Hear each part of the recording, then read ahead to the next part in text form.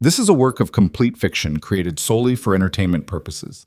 All characters, locations, organizations, and events are entirely fictional, and any resemblance to real persons or events is purely coincidental. Dep. Vanessa Cole didn't even wait until Elena was out of earshot. She leaned against the supply cart in the hallway of the 14th floor, arms crossed, a smile spreading across her face that had nothing warm in it, and said it loud enough for two passing chambermaids to hear. She brought her baby to work. Like this is some kind of daycare? I always knew she was trash. Guess now we get to prove it. One of the chambermaids glanced away. The other stared at the floor. Nobody said a word, because they all knew what happened when Vanessa decided she wanted someone gone. If this story already has your attention, stay with us until the very end, because what happens inside that presidential suite is going to shake you. And if you haven't subscribed yet, please do it now so you never miss a story like this one. Hit that like button and drop a comment telling us the city or country where you're watching from. We love seeing how far these stories travel, and it keeps us going. Now, let's get into it. The Grand Crest Hotel stood on the corner of Whitmore Avenue like it had always been there, like it had grown out of the marble and steel of the city itself, certain of its own importance. 42 floors of glass and limestone, gold fixtures in the lobby, flower arrangements that cost more than Elena Brooks made in a week. She had worked here for 14 months and had never once eaten in the restaurant on the ground floor, not even on the nights they discounted the staff meal. The prices were still too much. Everything about the Grand Crest was too much, and Elena had learned early that the best thing she could do was move quietly through it, keep her head down, clean the rooms to standard, and get out before anyone noticed she existed. She was good at being invisible. She had been practicing her whole life. She was 24 years old, and she was already exhausted in the way that some people don't get exhausted until they're twice that age. The kind of tired that lived behind her eyes and settled into her shoulders no matter how much sleep she got, which lately was never enough. Noah was 8 months old. 8 months of broken nights, of waking at 2 and 4, and sometimes every hour between, of dragging herself up in the dark, and feeding him and singing under her breath so she wouldn't wake the neighbors through the thin apartment walls, and then going right back to doing it again. She loved him so completely, it sometimes felt like a physical thing, like a hand pressed flat against her sternum. But love didn't make you less tired. She was learning that. This morning had started wrong before it properly started. Her neighbor, Mrs. Patrice Odom, 63 years old and the closest thing Elena had to a village, had called at 6:17 in a voice that was tight with apology. Her daughter had gone into early labor overnight. Patrice was already in the car, already on the highway heading 2 states south. "I'm so sorry, baby," she had said, and Elena could hear the highway noise behind her voice. "I tried to call you sooner, but everything happened so fast." "Go," Elena had said immediately. "Don't apologize. Go." She hung up and stood in the kitchen for 12 seconds staring at the coffee she hadn't started yet, and then she started doing the math in her head, and the math came out wrong every single time. No Patrice, no backup sitter, no family. Her mother had been gone since Elena was 19, a car accident on a rain-slicked bridge, and her father had been gone much longer than that in the way where a person is still alive but gone nonetheless. No money for emergency drop-in care, not on short notice, not for the kind of places that were actually safe. She knew because she'd checked, back when she first went back to work after her maternity leave ran out. She'd called 11 places. The cheapest had been $60 a day, cash up front. $60 was most of a shift. Noah's father did not figure into this math because Noah's father had decided, at 7 months pregnant, that he wasn't ready for this. He had said it gently. He had even looked sad about it, and he had walked out of her apartment and more or less out of her life.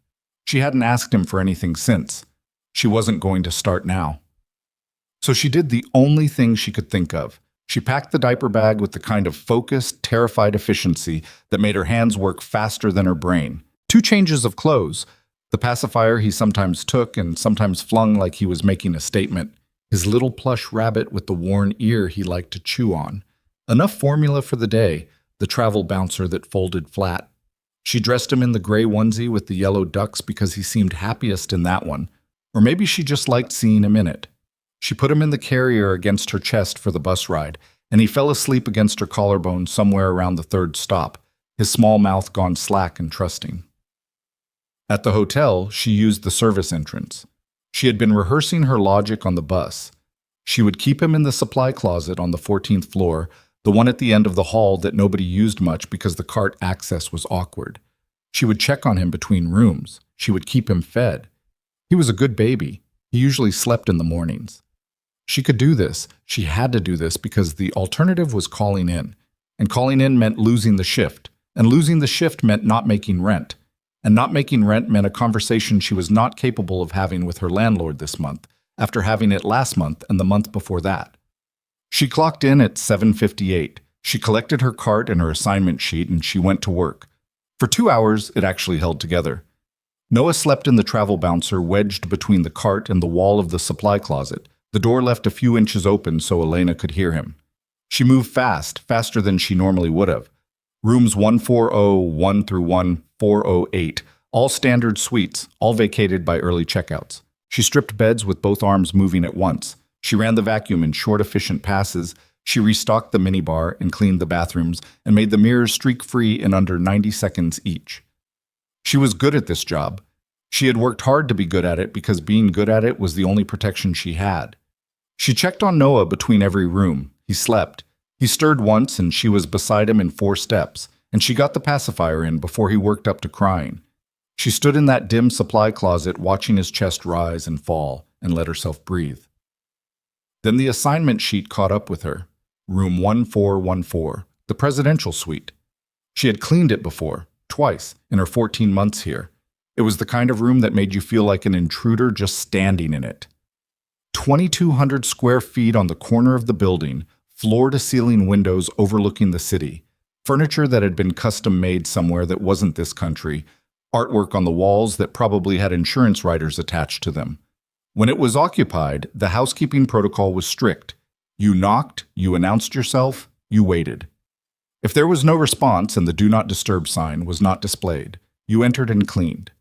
If the sign was up, you moved on. The sign was not up this morning. She knocked. Housekeeping?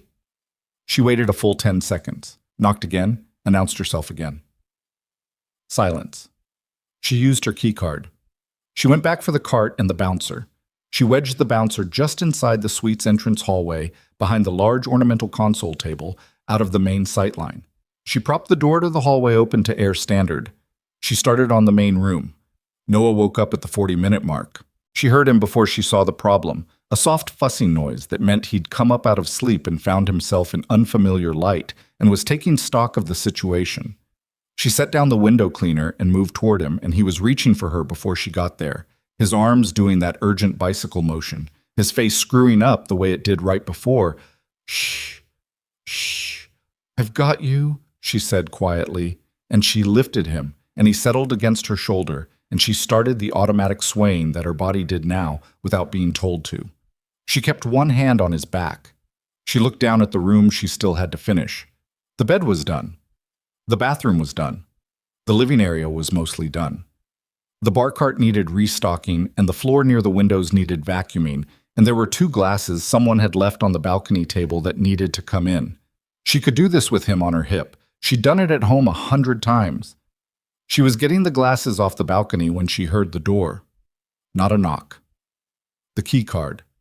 A single soft beep, and then the quiet mechanical sound of the lock releasing, and she came through the balcony door back into the living room with a glass in each hand and Noah on her hip, and she was already talking before she fully processed what she was seeing. I'm so sorry. I was almost... The man standing just inside the doorway was not what she'd expected. She didn't know what she'd expected. She had caught a name on the assignment sheet, Hale A.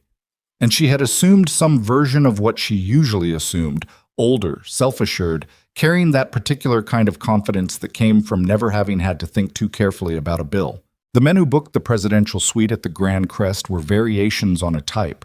She had cleaned enough of their rooms to know. This man was younger than she'd thought, maybe mid-30s. He was tall in a dark jacket over a gray shirt, no tie. His face was... She found herself at a loss for the quick read she normally had on guests. There was something about it that was closed in a specific way, not unfriendly exactly, but self-contained, like a room where all the curtains had been drawn. He had dark eyes and a jaw that needed a shave, and he was looking at her with an expression she couldn't immediately categorize. He was also completely still. "I'm sorry," she said again, and her voice was steadier than she felt. "I knocked twice. There was no sign. I'll finish up and get out of your way. I just need to—" "You have a baby." It wasn't an accusation. It was just an observation, stated plainly, like he was confirming something to himself. His eyes had moved from her face to Noah, and they stayed there. "I know," she said. "I know this isn't— I had an emergency with my childcare and I had no other option, and I know that's not the hotel's problem, but I swear he's been quiet, and he hasn't been in any of the other rooms, just this one, and I was almost finished. What's his name?" She stopped. "What?" "The baby." He still wasn't looking at her. He was looking at Noah, who had gone very still against Elena's shoulder and was looking back at him with the intense, unblinking focus that infants trained on new faces. "What's his name?" "Noah," she said after a half-second. He nodded slowly. He set a briefcase down by the door without looking at it, like he'd forgotten it was in his hand. He moved slightly farther into the room, not toward her specifically, just closer. Noah's gaze tracked him. "How old? 8 months?" Something moved across his face. She couldn't have said what it was. He looked away from Noah then, briefly, at the window.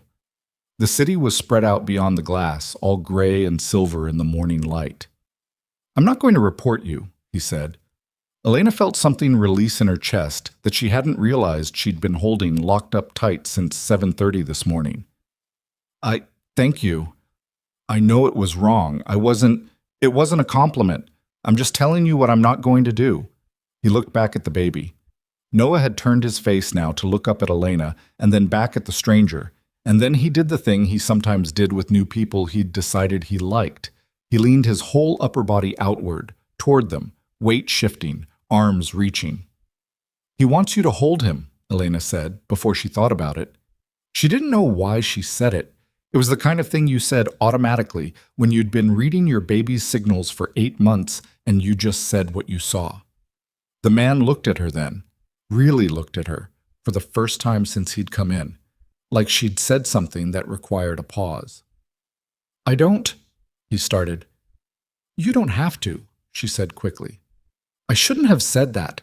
I'll get him settled and finish up, and I haven't held a baby in a while." He said it quietly. Not like an explanation, like something he'd just noticed about himself. Elena didn't answer. She didn't push. She stood holding Noah and let the room be quiet for a moment. He crossed the space between them in a few steps. He stopped close enough that Noah, still doing his whole body lean, was nearly within reach. The man hesitated. Elena could see it, could see his hands make an uncertain movement at his sides. And then he held his arms out in the slightly wrong way that people who rarely held babies always did, forearms parallel, waiting. She transferred Noah carefully. He took him with more instinct than he'd shown any awareness of having. His hand went to the back of Noah's head automatically. His arms settled under the baby's bottom. Noah looked up at him from that distance of 8 inches that babies preferred, doing his assessment, and then he did something he reserved for people he'd genuinely decided about. He smiled. Not a reflex smile, not wind, not a trick of the light. The full face, eyes crinkling, gum-showing smile that Noah saved for Patrice, for Elena's coworker Dina, who slipped him crackers she was too young to eat, for the good days. He reached up one hand and grabbed the collar of the man's jacket. Adrian Hale went absolutely still. Elena watched his face, and what she saw there was something she hadn't expected and couldn't quite name. It wasn't simple happiness, the way some people looked when a baby smiled at them. It was more complicated than that. His jaw tightened. His eyes did something she was almost certain he didn't know they were doing. He looked, for just a moment, like a man standing at the edge of something vast and quiet, looking down. He didn't say anything for a long time. Noah made a small sound and grabbed more of his collar, and Adrian looked down at him, and his face did that complicated, undone thing again. He stopped, cleared his throat, Tried again. He's not afraid of anything. He hasn't learned to be yet, Elena said softly. He looked up at her at that. And there was something in how he looked at her, not the way guests usually looked at the housekeeping staff, through them, past them, at the room behind them, but directly at her, like she'd said something worth hearing. He was still holding Noah when Vanessa Cole appeared in the open doorway. Elena saw her before Adrian did. Vanessa was in her uniform, cart behind her in the hall, and she had the expression she wore when she found exactly what she'd been looking for. Bright-eyed and very still, a quality of attention that wasn't interest so much as collection. She looked at Elena. She looked at Adrian holding Noah. She looked at the scene as a whole, assembling it into the version of the story that was most useful to her. Then she looked at Elena again, and her eyes said, "I've got you." She was gone from the doorway before Elena could say anything. Elena listened to her cartwheels rolling away down the hall, the sound getting smaller and then disappearing, and she stood in the middle of the most expensive room she would ever clean, with her baby in a stranger's arms, and she felt the floor shift under everything she had carefully built. She had known, somewhere underneath the desperate hope of the morning, that it was too fragile to hold. She had known. She just hadn't wanted to know it. Adrian Hale looked up from Noah's face and found Elena staring at the empty doorway. He followed her gaze. He looked back at her. "What's wrong?" he asked. She turned to him, and she knew her face was doing something she didn't want it to do, something too open, too much. "Nothing," she said. The word was ash in her mouth. Nothing yet. Elena didn't sleep that night. She tried. She put Noah down at 8:30, earlier than usual because he'd been fussier than normal in the evening, picking up on whatever had been running through her like a current all afternoon. He went down without too much trouble, one hand curled near his face the way he slept, and she stood over the crib for longer than she needed to, watching him. And then she went and sat on the couch and stared at the wall. She kept replaying Vanessa's face in the doorway, the way her eyes had moved across the room, taking inventory. The quality of stillness she'd had, the kind that wasn't calm but was instead something calculated, a person confirming what they'd suspected and storing it away carefully. Elena had worked alongside Vanessa Cole for 11 months, and she knew that expression. She had seen Vanessa wear it twice before. Once when she'd noticed a newer housekeeper taking extra minibar items home. Once when she'd caught a maintenance worker clocking in for a shift he hadn't worked. Both times, the same face. Both times, the same outcome. Elena couldn't afford to lose this job. She had run the numbers in her head so many times over the past 8 months that they were practically tattooed on the inside of her skull. Rent was $1,400. The utilities averaged around $210. Formula and diapers were closer to $300 than she liked to admit. Her take-home, after taxes and the small deduction for the basic health insurance she'd paid into and used exactly once, was right around $2,300 a month. What that left over was not enough for emergencies. It was barely enough for the gap between emergencies. She had no cushion. She had no family money coming. She had a savings account with $412 in it that she treated like something sacred, not touching it except for the kind of situations where the alternative was worse. This was exactly the kind of situation the $412 was for, and it still wouldn't be enough. She sat on that couch until past midnight, turning it over and over, and then she went to bed and lay there until 3 and finally fell into something that wasn't quite sleep. She was back at the Grand Crest at 7:54 the next morning, and she spent the first hour and a half waiting for her supervisor to call her name. Nobody called her name. She cleaned her assigned rooms with a kind of mechanical focus, her ears tuned for the sound of her supervisor's footsteps or her radio, and nothing happened. By 10 o'clock, she had started to think, with a fragile and possibly stupid hope, that maybe Vanessa hadn't said anything yet. Maybe she was holding it, using it as leverage for something, or waiting for the right moment, which was somehow worse, but also meant Elena still had time. She was finishing up room 1407 when her radio clicked. Her stomach dropped before the voice even came through. "Brooks, when you finish your current room, come by the service station on 14. It was her floor supervisor, Martin Gregg.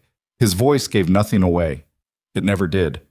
She clicked back in acknowledgement and stood still for a moment in the empty room, one hand on the towel she'd been folding, and made herself breathe. She finished the towel. She finished the room. She walked to the service station. Martin was there, clipboard in hand, reviewing something on a sheet. He was a compact man in his late 40s, economical with words, not unkind, but not warm either. He looked up when she came in. "You had your son with you yesterday," he said. Not a question. She didn't insult him by pretending. "Yes." "In the rooms." "In the supply closet mostly. I had a childcare emergency. It won't happen again." He looked at her for a moment. She couldn't read him. "It can't happen again. You know that." "I know that." "I'm not writing you up," he said. "This time. But I need you to understand that if something like this happens again, it's not in my hands. There are insurance issues, liability issues." "I understand," she said. "I do. I'm sorry." He gave a short nod, looked back at his clipboard. "That's all." She walked back out into the hallway and leaned against the wall for 3 seconds and let herself have exactly 3 seconds of relief. Then she straightened up and went back to her cart. That afternoon, passing the 14th floor elevator bank on her way to return the cart, she almost didn't look up. She would think about that later, how close she'd come to walking straight past, how different everything might have been if she'd just kept her eyes on the floor the way she usually did. She did look up. Adrian Hale was standing at the elevator, in different clothes from yesterday, a charcoal coat this time, a bag over one shoulder. He had his phone in his hand, but he wasn't looking at it. He was looking at her. She stopped. He put the phone in his pocket. "I wanted to check," he said, "that nothing happened. After yesterday." She kept her face neutral with some effort. "I got a warning, not a write-up." He nodded. Something in his expression shifted in a way she couldn't quite name. Less tension, maybe, or something settling. "Good." "Did you say something?" she asked. "To management?" A pause. "I mentioned to the front desk manager that the housekeeping staff on 14 had been exceptionally professional this week." "I didn't use your name." She stared at him. "You didn't have to do that." "I know." The elevator came. He looked at the open doors and then back at her, and then he did something she hadn't expected. He stepped back from the elevator and let it go. The doors closed. "He was smiling when I handed him back to you," Adrian said. "Noah. He didn't want to stop looking at me. He likes people who aren't nervous around him. You weren't nervous." "I was nervous," he said. "I just didn't show it." He paused. "How old did you say?" 8 months?" 8 months and 3 days. Something moved in his face again, that complicated thing she'd seen the day before. Not quite pain, not quite something else. "Is his father?" "No," she said. He absorbed that, didn't push it. "Do you have reliable childcare usually? Or is it, 'I have a neighbor who helps. She had a family emergency. It's usually fine.'" She said it with more certainty than she felt. She was aware suddenly of what she must look like to him. The uniform, the cart, the visible exhaustion she'd stopped being able to hide around month 6 of pregnancy and hadn't quite gotten back. "I should get back." "Yes," he said. "Of course." He called the elevator again, stood waiting for it. Then, without looking at her, "What time do you break for lunch?" She blinked. "Noon, usually. 12:30 if the morning runs long." He nodded. The elevator came. He stepped in, and the doors closed, and he was gone. She stood in the hallway for a moment, not entirely sure what had just happened. The next day there was coffee outside the service station door. A paper cup from the cafe on the lobby level, with a small sleeve on it, her name written on the side in handwriting that was blocky and unpracticed, like someone who didn't write things by hand much. She picked it up and looked at it for a long moment, and she felt something move in her chest that she immediately tried to flatten down. She drank the coffee. It was the right order. She hadn't told him her order, which meant he'd asked someone, or guessed, and the fact that he'd guessed correctly was both a small thing and not a small thing at all. She didn't see him that day. The suite was locked, do not disturb card out, and she moved on. She saw him the day after that. She was on her lunch break, sitting in the small employee break room on the 2nd floor, a windowless box with plastic chairs and a microwave that ran a minute and a half slow, eating the sandwich she'd brought from home, when the door opened and Adrian Hale stepped in, looked around the room, and looked at her. "I was told this was the staff break room," he said. "It is. I was also told guests aren't technically supposed to be in here." "That's also true." He sat down in the plastic chair across the table from her anyway. He had a coffee from the lobby cafe and he set it in front of him and looked at her. "I wanted to ask how the baby's doing," he said. "He's with my neighbor. She's back." Elena looked at her sandwich. "He's fine. He had a little cold over the weekend, but he's over it." "How do you know when a baby has a cold versus something worse?" She looked up. "What? How do you know? I mean, do they run a fever or is it—" He stopped. He was looking at the table. He picked up his coffee and set it down again. "I don't know anything about babies. I've been aware of that for 2 days." Elena studied him. He wasn't performing curiosity. That was the thing she kept noticing about him. He didn't seem to perform much of anything. Most of the guests she encountered were performing something. Confidence, luxury, casual authority. Adrian Hale just said what he meant in the plainest words he could find, and it was slightly disorienting. "He got a runny nose and was grumpy for 4 days, and then he was fine," she said. "I watched for fever. Anything over 101 and I would have taken him in." "Do you have a good doctor for him?" "I have a pediatrician at the community health center. She's good. She explains things." Elena paused. "She doesn't talk to me like she just explains things clearly." He nodded, understanding the thing she hadn't quite said. "Good." They sat in the break room for 20 minutes. She ate her sandwich and he drank his coffee and they talked, in a halting, unpracticed way, about small things, about the neighborhood she lived in, about a restaurant near her apartment that she'd never been inside but that smelled incredible every time she walked past, about Noah's current obsession with anything that crinkled when he touched it, which meant the plastic wrapper from anything was a prized object. Adrian laughed at that, a real laugh, brief, a little rough. Like he didn't use it often. It changed his face entirely. She noticed, and then she made herself stop noticing. Over the next week and a half, it became a strange, unspoken pattern. He was at the Grand Crest longer than she'd expected, some kind of extended negotiation, she gathered, to do with a property acquisition.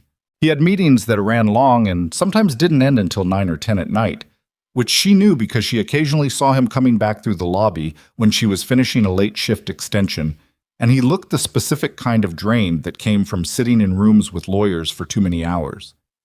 He started timing his lunch to her break, not every day, not predictably, but often enough that she recognized it as deliberate. The break room, the lobby cafe if the break room was crowded, once the small bench outside the service entrance when the weather had briefly turned mild. He always had his coffee. She always had whatever she'd brought from home, because the cafe prices were still outside her regular math. He asked about Noah constantly. She didn't realize at first how constant it was until one afternoon when she caught herself telling him about Noah's new thing, sitting up on his own without toppling, how he'd done it once and then looked around like he needed someone to confirm it had happened. And she had laughed, and she saw Adrian watching her face with a quality of attention she didn't often receive from anyone. "What?" she said. "Nothing." He looked out the window. "You're different when you talk about him." "Different how?" He thought about it. Less defended. It was such a precise observation that she didn't have an answer for it. She looked at her hands. "Can I ask you something?" she said after a moment. "Yes." "The first day, when you held him." She paused, unsure how much to push. "You looked like— I don't know how to describe it, like it meant something different than it would have for most people." He was quiet for a long time, long enough that she started to think he wasn't going to answer. "I had a son," he said finally. The words landed quietly, but the weight in them was immediate. She looked at him. "He was born too early," Adrian said. He wasn't looking at her. He was looking at the table, or through it. 26 weeks. We had 9 days with him. His name was— He stopped. He pressed his jaw tight for a moment. His name was James. Elena didn't say anything. She had learned from the harder years of her own life that sometimes the most respectful thing you could do was not fill a silence. His mother, Maya, she didn't survive the delivery. He said it with the flatness of someone who had said a version of this enough times to have worn the sharpest edges down, but not all of them.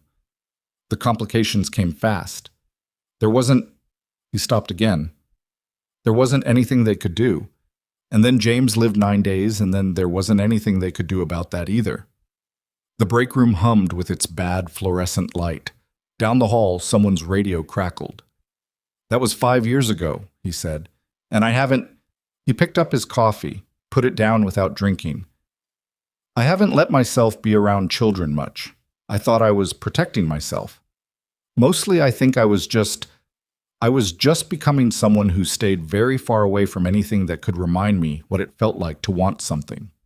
Elena felt the ache of it, deep and honest. She didn't dress it up. "I'm sorry about James," she said, "and about Maya." He looked at her.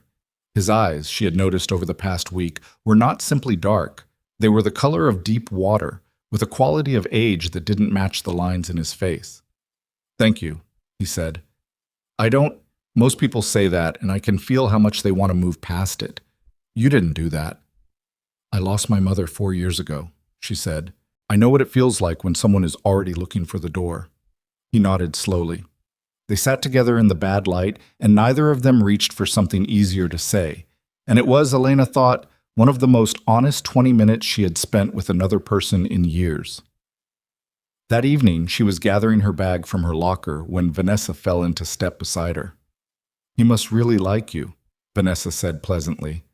The pleasantness was the dangerous part. Elena kept walking.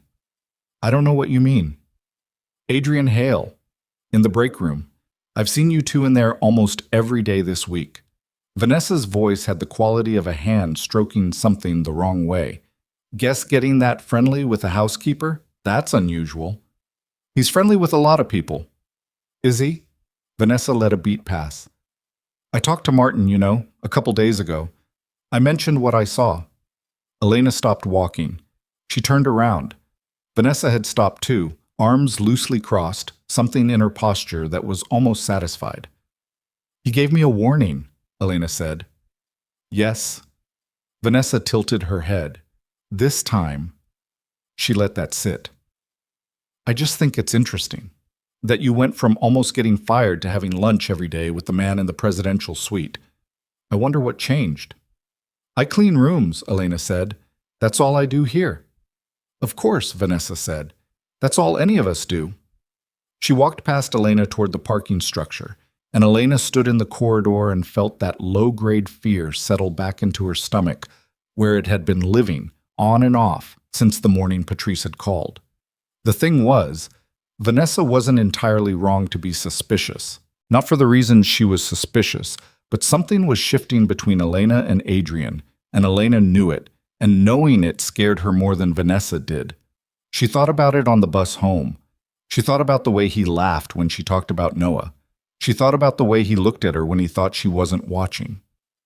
She thought about a man who had lost everything that mattered to him and then spent 5 years building a life with all the warmth taken out of it. And she thought about herself, 24 years old, abandoned, 1 bad week away from financial collapse, with a heart that she had been very carefully not letting anyone get close to because the last time she had, she'd ended up standing in a kitchen at 6:17 in the morning doing impossible math on no sleep.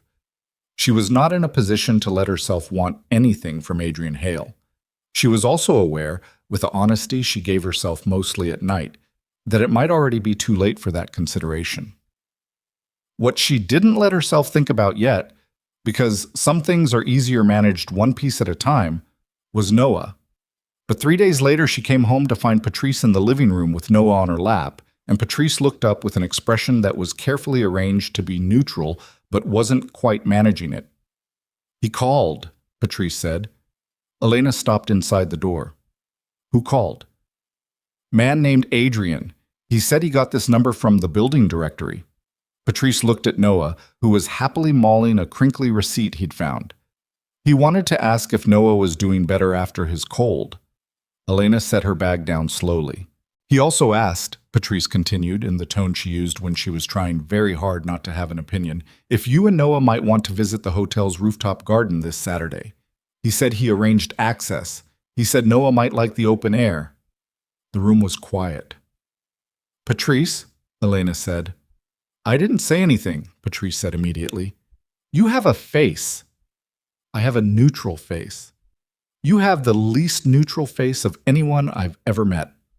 Patrice looked down at Noah again. She pressed her lips together. Then she said, with enormous restraint, He called to check on the baby, Elena. I know. Men who want something from you don't generally call to check on the baby.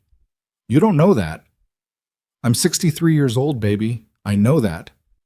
Elena picked Noah up from Patrice's lap and held him against her shoulder, and he grabbed her hair immediately and didn't let go. And she stood in her small living room in the late afternoon light, thinking about a man who had lost a child and a wife and had spent 5 years learning to want nothing, and who had called her neighbor's number to ask about a cold. I'm not calling him back tonight, she said. Okay, Patrice said mildly. I need to think. Take your time. Patrice. Stop making that face. Patrice made a sound that was not quite a laugh and went to put the kettle on, and Elena stood holding Noah as the apartment filled slowly with the sound of water heating, and she pressed her cheek against the top of his head and let herself feel, very briefly and without making any decisions about it, the thing she had been trying not to feel for going on 10 days now. It felt like the first warmth she'd let herself have in a long time. She didn't know yet whether that was something to hold on to or something to be afraid of. It was, she was discovering, possible for it to be both at once. This is a work of complete fiction created solely for entertainment purposes. All characters, locations, organizations, and events are entirely fictional. Shut. She called him back on Friday. She had spent 2 days telling herself she wasn't going to, and then she spent Thursday night sitting on the edge of her bed after Noah was asleep, phone in her hand, running through every reasonable argument against it. And somewhere around 11 o'clock, she ran out of arguments that felt honest. The honest thing was simpler and more inconvenient than any of the arguments. She wanted to call him back. She wanted to see what his voice sounded like when he wasn't being careful with it. She called. He picked up on the second ring. I heard you called about Noah's cold, she said. A pause. Your neighbor told you. Patrice tells me everything. She's constitutionally incapable of keeping information from me. Is Noah better? Completely. He's been blowing raspberries for 3 days straight, which is how I know he feels fine. He laughed, that same brief, slightly rough sound. Saturday, he said. The rooftop. If you want. No obligation. She had her answer ready, the careful one she'd been preparing. Instead, what came out was, we'll be there. There was a quality to the silence that followed that she didn't try to interpret. Good, he said. 10 o'clock. She hung up and sat in the dark for a while, and didn't try to analyze what she'd done, because analysis would have talked her out of it. Saturday morning was clear and cold, the kind of October weather that couldn't decide if it was beautiful or brutal. The hotel's rooftop garden was not something Elena had ever seen before. She'd known it existed the way she knew a lot of things about the Grand Crest existed, abstractly, as amenities that belonged to a different category of person than herself.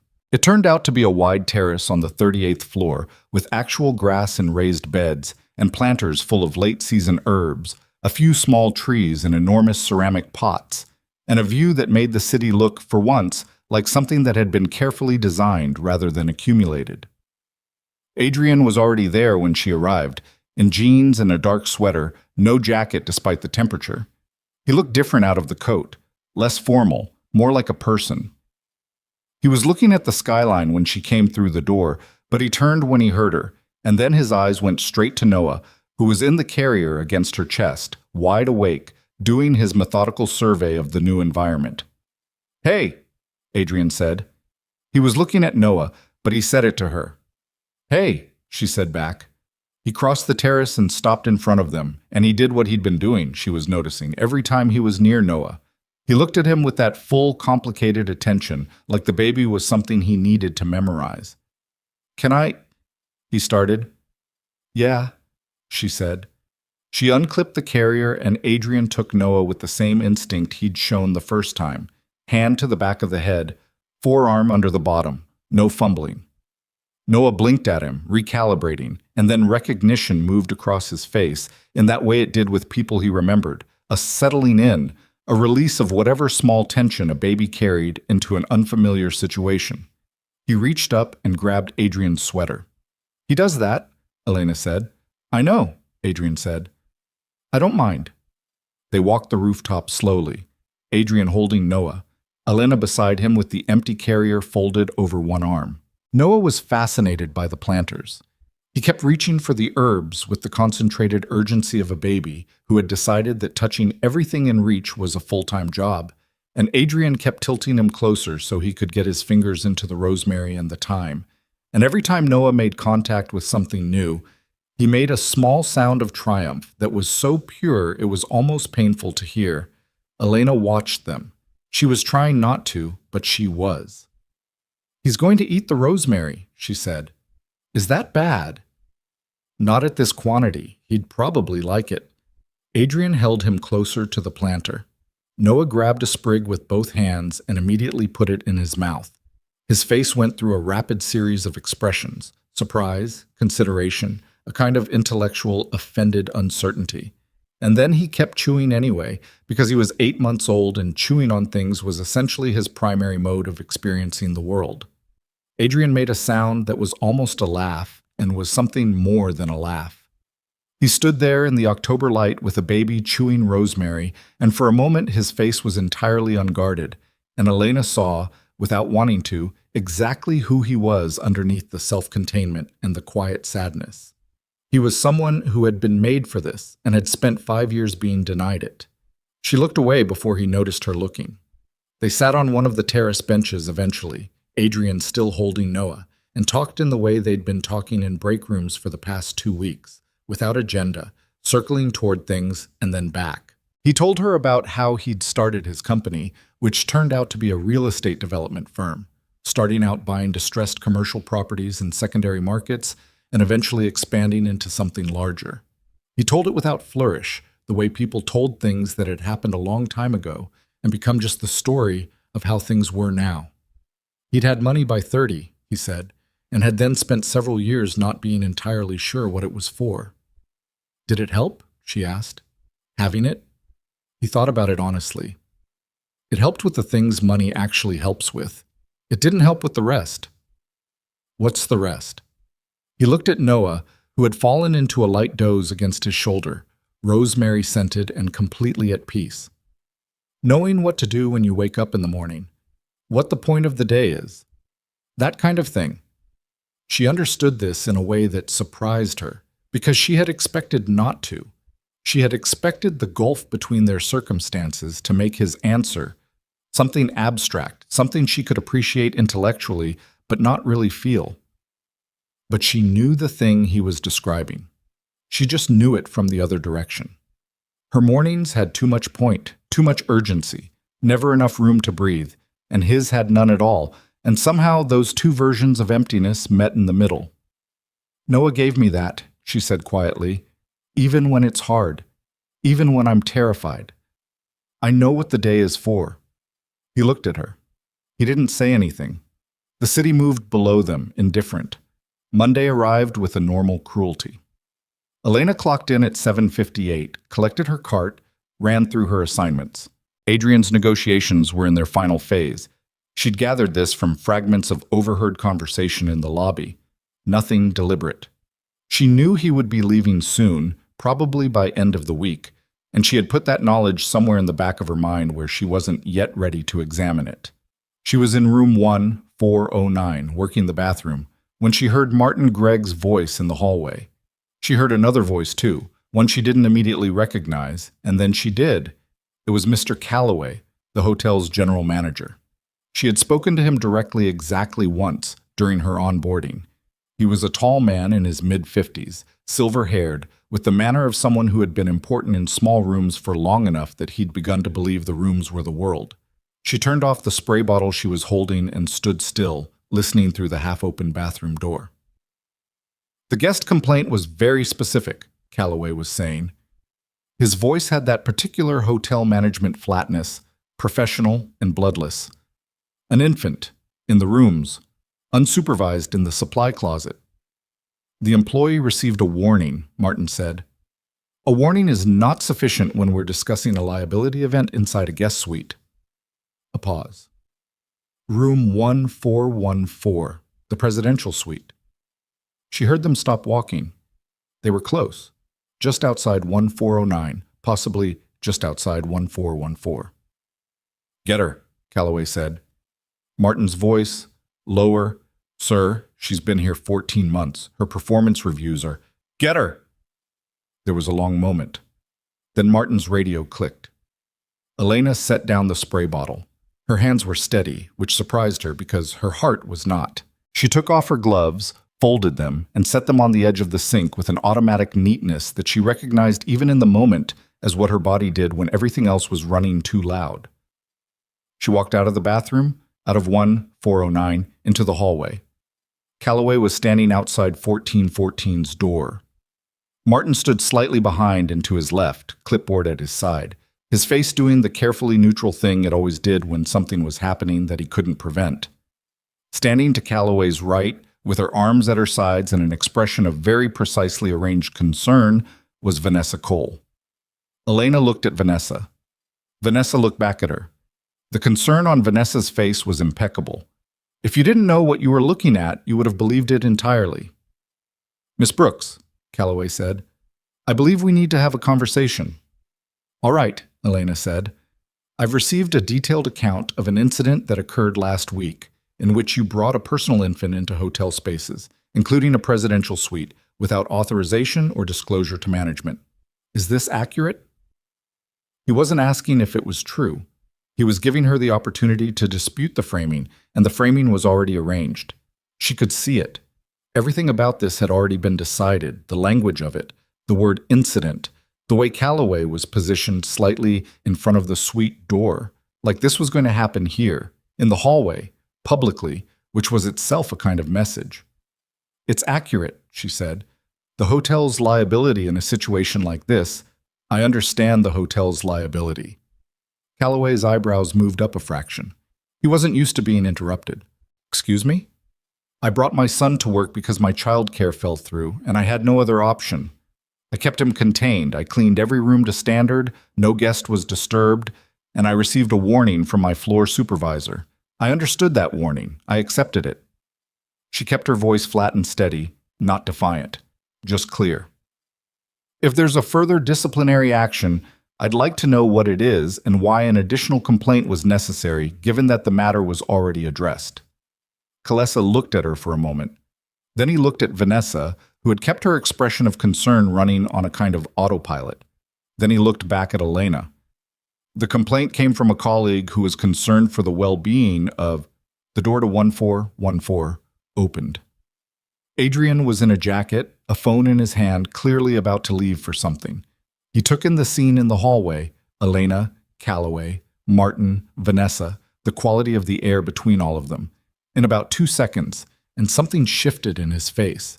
Not anger, not exactly, something quieter and more deliberate than anger. Mr. Hale, Calloway said immediately, and his voice changed, the smoothness coming forward. I apologize for any disturbance. This is a personnel matter and we'll have it resolved shortly. What's the issue? Adrian said. He wasn't looking at Calloway, he was looking at Elena. As I said, it's a personnel matter, and we're handling... I heard you the first time. He looked at Calloway. I'm asking what the issue is. A pause. Calloway was recalibrating. Elena could see it. She was also watching Vanessa, whose expression had shifted almost imperceptibly. The concern still running, but something underneath it that was less comfortable. An employee brought a personal infant into hotel spaces without authorization, Calloway said, including this suite. Given the liability exposure... When was this? Last week. Thursday? The matter was addressed last week, Adrian said. Martin Gregg spoke with the employee and issued an appropriate warning. Why is there a second conversation happening? Calloway blinked. A formal complaint was submitted. By whom? Silence. Calloway glanced at Vanessa. The glance was quick and involuntary, but everyone in the hallway saw it. Adrian looked at Vanessa for the first time. Vanessa held her expression with some effort.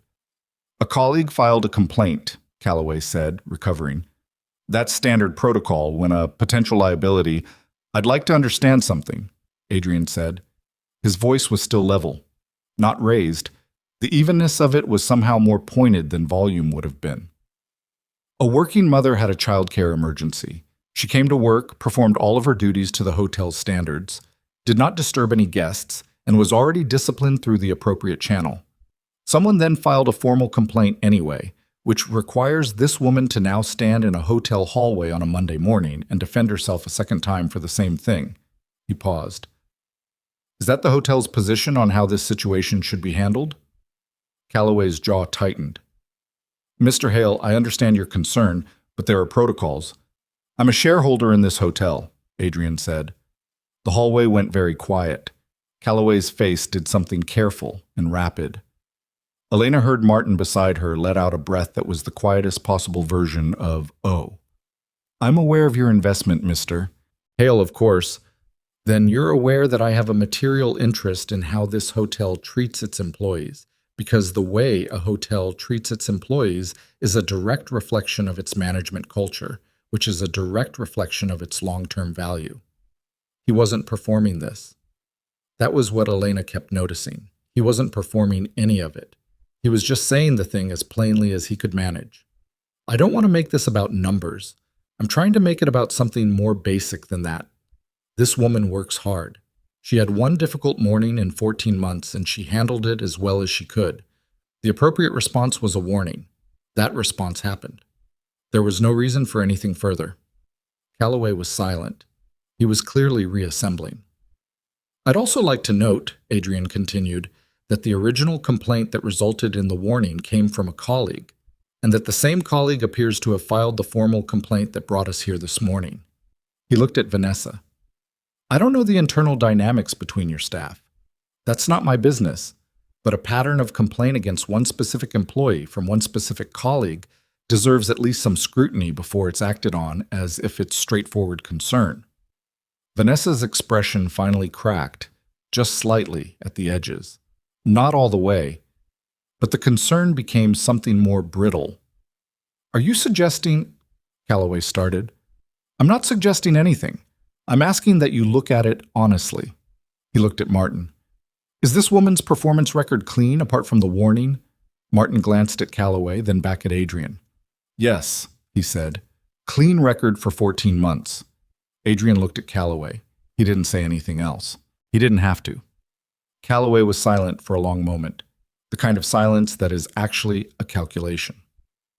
I think, he said finally with great care, that in light of all the context, a formal written complaint may have been premature. Martin, I'll ask you to close out the complaint as resolved given the prior disciplinary action. Martin nodded, writing something on his clipboard. Calloway looked at Elena. His face was still professional, still smooth, but there was something behind it that was neither warm nor apologetic. He was not a man who enjoyed being maneuvered, even by someone with money. Miss Brooks, you're free to continue your shift. He walked away down the hallway without looking at anyone else. Martin gave Elena a look that she read as, I'm sorry I couldn't stop this sooner, and then he followed. That left Elena, Adrian, and Vanessa in the hallway. Vanessa looked at Elena. The concern was entirely gone now, replaced by nothing she was letting show, a blank, closed face that was somehow worse than the expression that had been there before. She looked at Adrian once, briefly. Then she took her cart and rolled it toward the elevator without a word. Elena watched her go. She was aware that she was shaking slightly, not visibly, but in the way where your hands know before your mind does, where your body is processing something your brain is still catching up on. Adrian was watching her. Are you all right? I don't know, she said. It was the honest answer. Come inside, he said. Just for a minute. She followed him into the suite, and he closed the door, and she stood in the entryway of the most expensive room she had ever cleaned and looked at the floor and worked on breathing. She's not going to let this go, Elena said. You know that. You made her look in front of Calloway, in front of Martin. She's not going to let that sit. Probably not, Adrian said. So I'm still in the same position, except now she has a reason that's actually personal. You were already in that position. She'd already made it personal. He was standing a few feet away, not crowding her, just present. Elena. She looked up. You weren't going to get fired today. Calloway would have dressed it up differently, but a formal termination of a 14-month employee with a clean record over a single childcare incident that was already disciplined. That's exactly the kind of thing that ends up in front of an employment board. He knew that. He was trying to frighten you. He paused. People use fear against people who can't afford to push back. He assumed you couldn't push back. I can't, she said. That's the thing. By myself, I can't. He was quiet. I don't want to need you to fight for me, she said. She wasn't angry when she said it. She was tired and she was honest. I don't want that to be the thing this is. That's not what this is. Then what is it? He looked at her for a moment. Then he crossed to the sitting area and lowered himself onto the arm of the couch, elbows on his knees, and he looked at his hands. I watched Calloway arrange himself in front of that door to humiliate you, he said. And I know exactly what that looks like, because I have seen it done to people in boardrooms for 20 years. It's the same thing. It's someone with more power deciding that the quickest way to end a problem is to make the other person feel small enough to walk away. He looked up. I didn't do what I did out there because I think you need me to handle things. I did it because I was standing there and I could. And because watching someone do that to you while you held your ground with perfect dignity and got nothing for it was... He stopped. He pressed his jaw. It made me angry. A specific kind of angry. The kind where you're not just angry about the moment, but about every time it happened before that you didn't see. Elena looked at him. She had been bracing for something else. She had been bracing for the version of this where the help came attached to something, to pity, or to the particular condescension of someone with money who wanted to feel useful. She had encountered that version before. She knew what it tasted like. This didn't taste like that. Okay, she said quietly. Okay? Okay. She pulled in a breath. Thank you. I mean it. He nodded. He stood up like he was going to say something else, and then he did something she hadn't expected. He looked away from her toward the window, and the unguarded expression was back, the one she'd seen on the rooftop. There was something in it that was trying to get organized. I'm leaving Thursday, he said. She had known it was coming, knowing it didn't make it land any differently. The acquisition closed this morning, he said. The remaining items are just paperwork. He stopped. I'll be going back to New York. The suite was very quiet. I have an office here, he said, in the city. I come every few months, sometimes more. He said it carefully, like he was being precise about something that mattered to get right. I'm not saying that to... He stopped again. He pressed the back of his hand against his mouth for a moment, which she'd noticed was what he did when he was searching for the right words. I'm bad at this, he said. I haven't done this in a long time. Whatever this is. Neither have I, Elena said. I've been a mother for 8 months. That's basically all I've been. You've been more than that, he said. I've watched you be more than that. She looked at him. He looked back. The moment had a weight to it that neither of them picked up or set down. They just stood in it. Her radio clicked. Martin's voice. Standard afternoon check-in. Nothing urgent. She clicked back out of reflex. I have to finish my shift, she said. I know. She picked up her things from the entry table, the folded gloves, the spray bottle she'd apparently carried in without noticing. At the door, she turned around. You should have told me you were a shareholder, she said. Not accusing, just noting it. You wouldn't have let me buy you coffee if I'd led with that. She thought about it. He wasn't wrong. Probably not, she said. Probably. Don't push it, she said, and she left. She spent the rest of the afternoon on automatic, working her way through the remaining rooms on her assignment sheet with the mechanical efficiency she relied on when her head was somewhere else. She did the work without dropping anything or missing anything, and she thought. She thought about Thursday. She thought about the word she'd heard him use, whatever this is, and how it was both unhelpfully vague and exactly accurate. She thought about Vanessa, who would be recalibrating right now, recalculating, finding the angle that worked better from the new position. She thought about Noah, who would be awake from his afternoon nap at Patrice's by now, probably working on sitting up unassisted, probably broadcasting his success at whatever volume he found appropriate. She thought about Adrian holding Noah on the rooftop, the rosemary, the laugh. She thought about a man saying, "I'm bad at this," and meaning it as disclosure rather than apology, the way people did when they were trying to be honest instead of charming. She thought about how she was going to go home tonight and put Noah down and sit on the couch and do the math again. And the math was still what it was, and none of this morning had changed any of the real numbers. It had changed how she felt, which was a different category, and a dangerous one to give too much weight to. And then she thought about something Patrice had said to her once, early in the pregnancy, when Elena had laid out all the numbers and all the risks and all the very good reasons why being hopeful was financially irresponsible. Patrice had listened to all of it, quiet, and then she'd said, "You can't math your way into a life, baby. At some point you have to just decide if you want to be in it." Elena had thought at the time that it was easy to say when you didn't have to do Elena's math. She was starting to think it was possible to be both right and wrong about that. At the end of her shift, she stopped by the service station to sign out, and Martin was there, still writing on his clipboard. "For what it's worth," he said, without looking up, "I pushed back when she came to me the first time. Calloway overrode me." "I know," Elena said. I know, Martin." He looked up then. He had a way of looking at people that was direct without being expressive, and she had come to understand it as its own kind of decency. "You held yourself well out there," he said. "Better than most." She picked up her bag. "I didn't have much of a choice." "People have choices about how they hold themselves," he said. "You had a choice about that." She thought about it on the bus home, his words and Patrice's words and Adrian's words all running together in the particular way that things ran together when you were tired and had been through a lot in a single day. She rested her forehead against the cold window of the bus and watched the city move past. 3 days until Thursday. She didn't know what she was going to do with that number. She just knew she had it.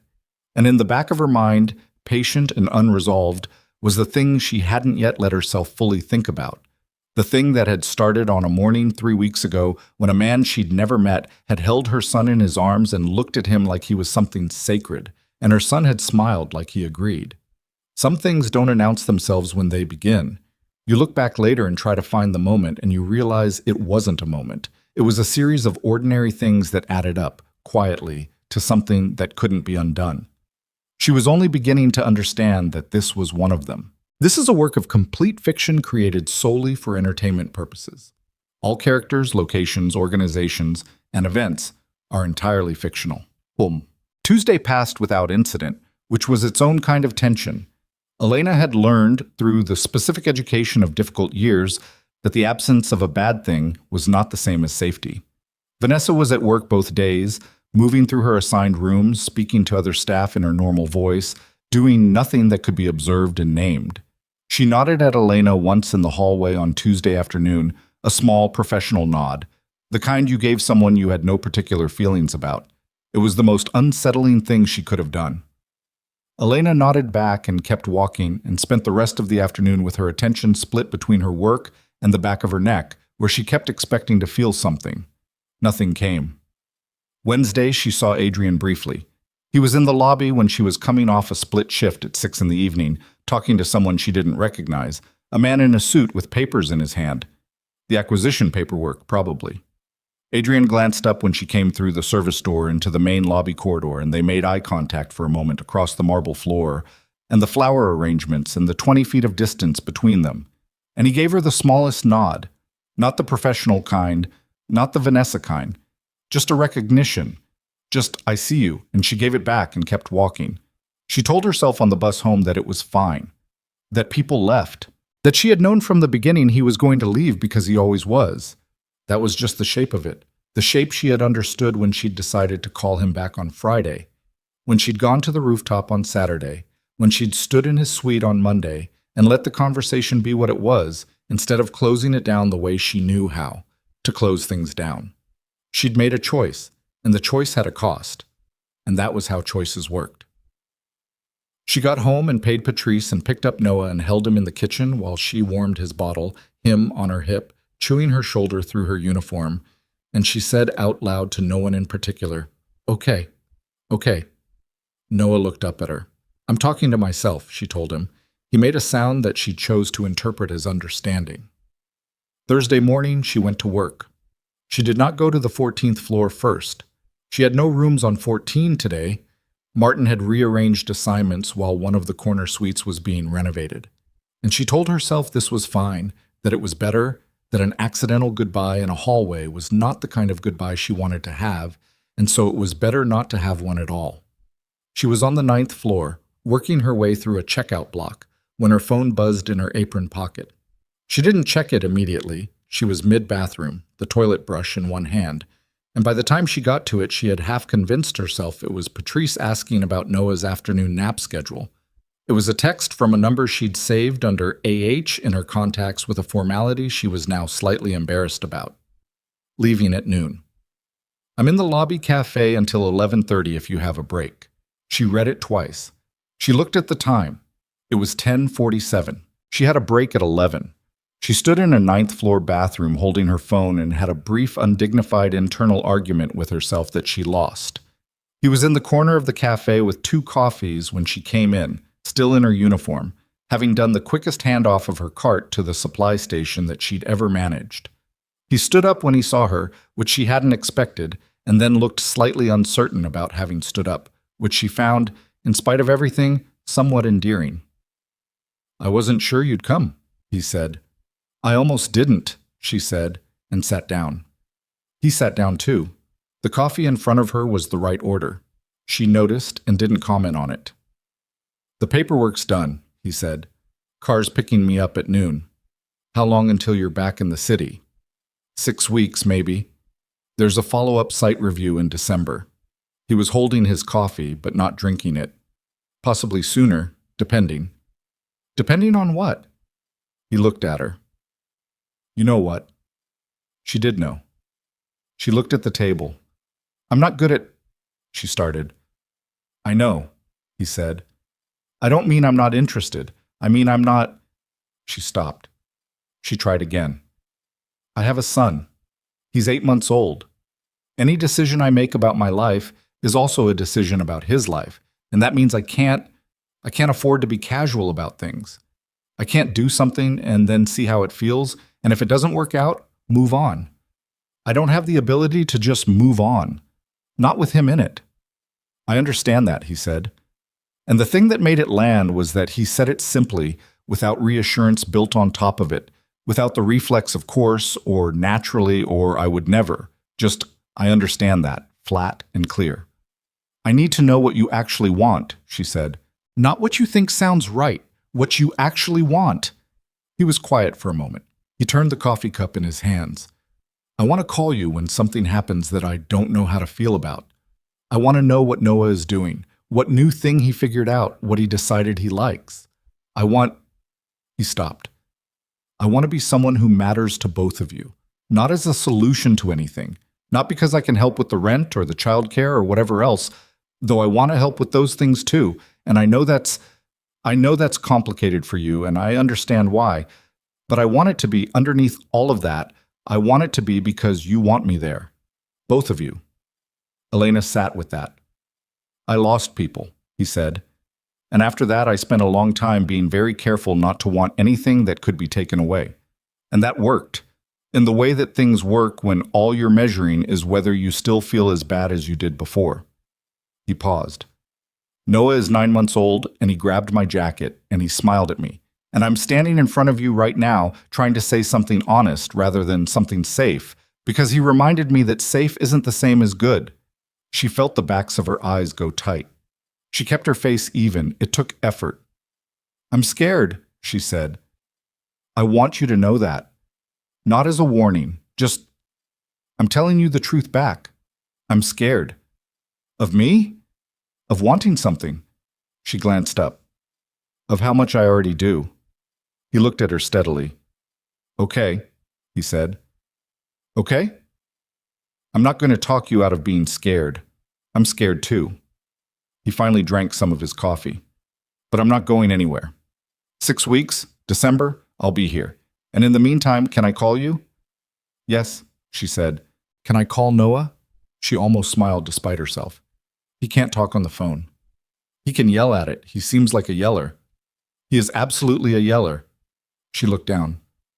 Yes, you can call. They sat in the cafe until 11:28, which was 2 minutes less than she had.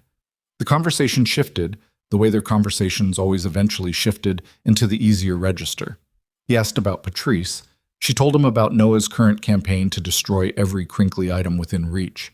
He told her that his apartment in New York was very clean and very quiet, and possibly too large for a person living alone, and that he had not thought about this problem much until recently. She noted that recently appeared to be doing a lot of work in that sentence. He acknowledged that it was. When she stood up to leave, he stood too. They were in a cafe in a hotel lobby, and she was in her work uniform, and it was not a moment that had any of the cinematic ease that such moments were supposed to have. She felt conspicuous in her apron. She felt the gap between his coat, which had certainly cost more than several of her rent checks, and the practical, slightly worn reality of her own clothing, and she made herself not shrink from that gap, even though it was still there. 6 weeks, she said. 6 weeks, he said. Then, Elena. She looked up. He didn't say anything for a moment, then he reached out and touched her hand. Not held it, just touched the back of it, briefly, like a punctuation mark, like something that needed to be said without words, and she felt it in places that were not her hand. I'll call Sunday, he said. She nodded. She walked back to the service corridor and picked up her cart and finished her shift. He called Sunday at 7 in the evening, which turned out to be exactly when Noah was in the bath. A context that Elena had not anticipated and which Adrian seemed to find entirely wonderful. She held the phone out toward the tub, and Noah, who was sitting in 2 inches of warm water with a plastic cup and an expression of absolute authority, made several sounds in the direction of the phone that could charitably be called a greeting. Was that directed at me? Adrian said. Probably not. He was probably talking to the cup. She brought the phone back. But I like to think it was. I'm going to choose to believe it was. They talked for an hour after that, which was longer than either of them had planned, the conversation moving through the week they'd each had, his mostly meetings, a property review upstate that had taken longer than expected because the structural report came back with surprises, hers a short week covering for a colleague who'd called in sick, Noah cutting what might be his first tooth based on the quantity and intensity of his current objections to everything.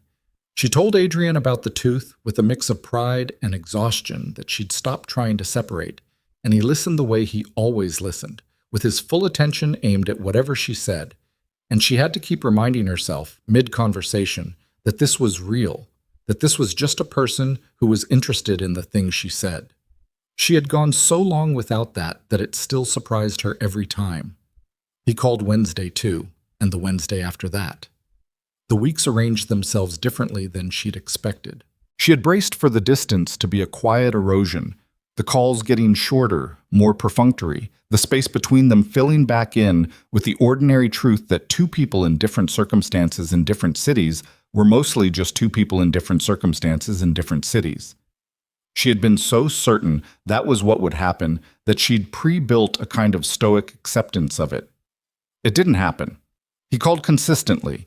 He asked specific questions, not how are things, but things like, did the pediatrician appointment go all right? And did you get the issue with the broken radiator sorted? And I was thinking about what you said last week about Patrice's daughter. Is the baby healthy now? He remembered things, details. The name of Elena's pediatrician, which he'd heard once. The restaurant near her apartment she'd never been inside that smelled incredible. What crinkly objects Noah had most recently destroyed. He sent a package in the 3rd week. She almost didn't open it. She stood in the hallway of her apartment building with the box in her arms, a New York return address in the corner, and felt an acute and complicated discomfort that she sat with for a full minute before she took it upstairs. Inside was a soft set of wooden stacking toys, the kind with smooth, rounded edges and bright, natural finishes. Expensive without showing off about it, the kind of thing that was built to last rather than to impress. There was a note in his handwriting, which she was coming to recognize as blocky and slightly uneven, the handwriting of someone who did most of their writing by keyboard for the ongoing investigation into how things work. A. She set the box down. She looked at it. She picked up the toys one at a time and set them on the floor, and Noah, who was doing his new thing of dragging himself forward on his stomach with his arms, reached the nearest one in about 40 seconds and began his assessment. She watched him, and she made a decision. Not a loud decision, not a declared one, just the quiet internal shift of a person who has been holding themselves at a distance from something and finally stops. She picked up her phone and called Adrian. "I got the package," she said when he answered. "I wasn't sure if... I should have asked first. I can take things back if they're perfect," she said. "He already claimed the red one." A pause. "Good," he said, and she could hear the relief in it, and the relief was more telling than anything else he could have said. "Adrian," she said. "Yeah. Thank you. Not just for it." She stopped. Started again. "For the toys, yes, but for the other things too. The calls, the paying attention." She was not good at this, she was discovering. She was better at tending to other people's feelings than expressing her own. She had spent most of her adult life being practical and capable, and she had gotten very good at both of those things, and somewhat out of practice at the things she was currently trying to do. "I'm not saying this right. You're saying it fine. I'm saying I'm glad you called me back about Noah's cold," she said. That's where it started. That's the thing I keep thinking about." A long pause. "Elena." "Yeah. I'm going to come back earlier than December," he said. "I have to be honest with you about that. The site review can wait, and I know it can wait. I'll find something that needs to be handled in person because there's always something. But the truth is, I want to come back because I want to see you and Noah, and I'm telling you that so you know what it actually is." She sat on the kitchen floor beside Noah, who was licking the red wooden toy with scientific dedication. "Okay," she said. "Okay, you're telling me to come back, or okay, you heard what I said?" "Both," she said. "Come back, Adrian." He arrived on a Thursday, 3.5 weeks after he'd left. She didn't take the day off work. She had thought about it and decided against it because taking the day off would have meant something declarative that she wasn't quite ready to put into those terms. He texted when his flight landed and again when he was at the hotel, and she texted back brief and composed responses that did not reflect the state of her internal situation, which Patrice, who could read Elena like a book she'd had for decades, observed and noted without commentary. She saw him that evening, after her shift, after Noah's dinner. She brought Noah to the hotel, not to the suite, not to the lobby, but to the small park 2 blocks down that she sometimes took him to on Saturday mornings when the weather was right, with the bench under the oak tree and the view of the smaller buildings across the street that were actually the right scale for human beings. She texted him the address. He arrived 8 minutes later, in his coat, his hands in his pockets, and he walked toward her on the path, and she stood up from the bench, and Noah, in the carrier against her chest, saw him at the same moment. She felt the baby go still. That specific stillness, the recognition stillness, the stillness before the smile. Then Noah smiled. Adrian stopped walking when he was close enough to see it. He stopped and just looked at Noah's face, and his own face did what it always did, complicated, full, undone, and he pressed his lips together for a moment. "Hey, buddy," he said quietly. Noah reached for him. Both hands, the whole body lean, the unambiguous demand of a small person who had decided what he wanted. Elena unclipped the carrier. Adrian took him. He held him with both arms, close, and Noah grabbed his coat collar immediately and put his head against Adrian's shoulder in the way he only did when he was tired and had decided someone was safe. He had never done that with anyone except Elena and Patrice. Elena watched this and didn't say anything. After a moment, Adrian looked at her over Noah's head, and there was something in how he looked at her that she had no word for. Not romantic, not transactional, not grateful, just full, like a room where all the windows had been opened after a long time. "Hi," she said. "Hi," he said back. They sat on the bench, Adrian held Noah, who lasted another 10 minutes before the tiredness won and his eyes went heavy, still clutching the collar, face turned against Adrian's coat. They talked quietly so as not to wake him, and it was easy the way it had gotten easy over the weeks of phone calls, the natural back and forth of two people who had learned how the other one thought. Adrian told her about a decision he'd been wrestling with at work, a project that made financial sense, but that felt, in some specific way he was trying to articulate, wrong. She told him about a conversation she'd had with Martin about possibly moving to a team lead role when one opened up in the spring, if she wanted it. "Do you want it?" he asked. "I want the pay increase," she said honestly. "I'm not sure I want to be the person who has to tell other people when they're making mistakes. That's the part of management nobody ever really wants." "Did you hate it when you were starting out?" "I hated every version of it. I still do." He adjusted Noah slightly, his arm repositioning to keep the baby's weight comfortable. "I'm just better at doing things I hate when they need doing." She looked at his hand on Noah's back, the naturalness of it, the ease. "Can I ask you something?" she said. "Yes." "When you think about all of this," she gestured slightly, the park, Noah, the space between them on the bench. "What do you actually see? Not what you want. What you see when you imagine it as a real thing." He thought about it. He took the question seriously, which was one of the things she had noticed about him early. He didn't answer things quickly unless he was sure of the answer, and when he wasn't sure, he thought first. "I see the three of us," he said.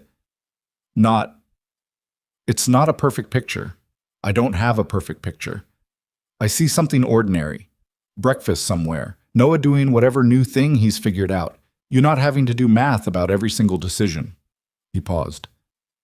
"I see something where I'm present, where I show up. Every day, not just the good ones." He looked at her.